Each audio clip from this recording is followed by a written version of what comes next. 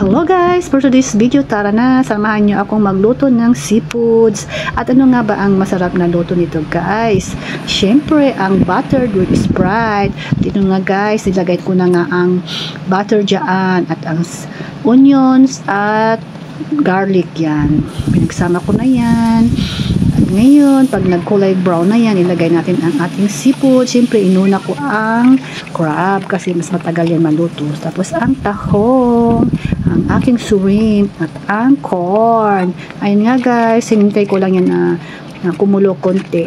Ayan, saka ko ilalagay naman ang aking pusit kasi madali lang yan guys na maluto. At syempre, ang pampalasa, ang ating Sprite, at ang mushroom oyster sauce, at itong ketchup para mas masarap. Ayan guys, ganyan lang siya. Wait nyo lang guys na maluto lahat yan. Ayan, halo-haloin lang siya. Ayan guys, at pwede na nating i-serve. Ayan, mayroon na tayong masarap na buttered garlic seafoods. Ayan, at syempre nilagyan ko pala yan guys ng mushroom yan para masarap, may gulay-gulay din konti. Okay guys, thanks for watching. Bye-bye. God bless all.